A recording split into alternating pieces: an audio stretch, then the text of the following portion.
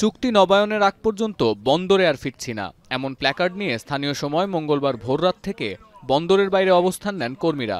International লংশোর men's অ্যাসোসিয়েশনের পক্ষ থেকে দেয়া বন্দর কর্মীদের চুক্তি নবায়নের আলটিমেটাম পেরিয়ে গেলে এদিন ভোর থেকে কর্মবিরতির ঘোষণা দেয় টেক্সাস থেকে মেইনের অন্তত 36টি বন্দরের কয়েক হাজার ডক কর্মী। The ILA is fighting for respect, appreciation and fairness in a world in which corporations are dead set on replacing hardworking people with automation.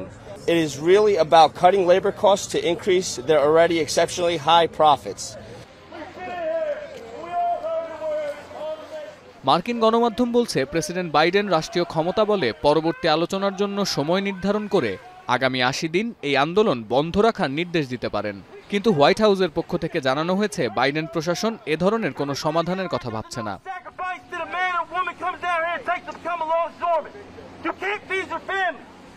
সংশ্লিষ্ট অধিদপ্তর ইউএস ম্যারিটাইম অ্যালায়েন্স USMX এর পক্ষ থেকে জানানো হয়েছে কন্টেইনার থেকে মালামাল সরানোর কাজে নিয়োজিত 25,000 বন্দর কর্মীর 6 বছরের একটি চুক্তি নিয়ে কর্তৃপক্ষ ও শ্রমিকদের মধ্যে বিবাদের সূত্রপাত। 1977 সালে বন্দর শ্রমিকদের ইউনিয়ন গঠনের পর এই প্রথম একযোগে 36টি বন্দরের কার্যক্রম ব্যাহত হচ্ছে বলে জানায় USMX।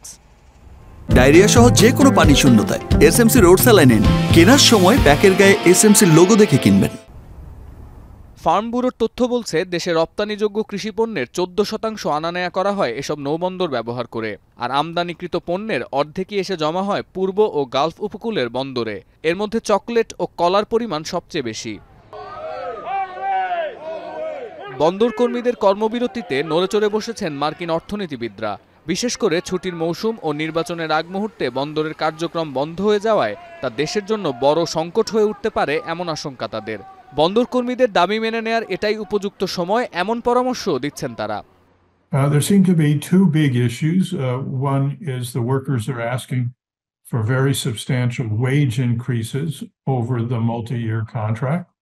And the workers are also complaining that management is introducing new technology that has the threat or possibility of replacing workers.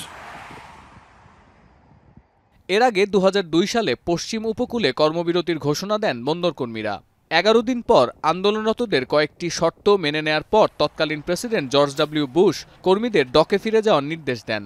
এই মুহূর্তে দ্রুততম সময়ে সমস্যা সমাধানে প্রেসিডেন্ট জো বাইডেনকে এগিয়ে আসার আহ্বান মার্কিন চেম্বার অব কমার্সের।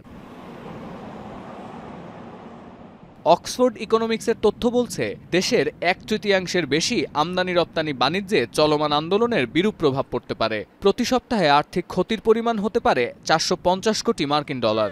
এছাড়া কর্মীদের দাবি মেনে না নিলে আরও 1 লাখ কর্মী কর্মবিরতিতে যাওয়ার আশঙ্কা থেকেই যাচ্ছে। সতীর্থ কর্মকার, এখন বিশ্ব।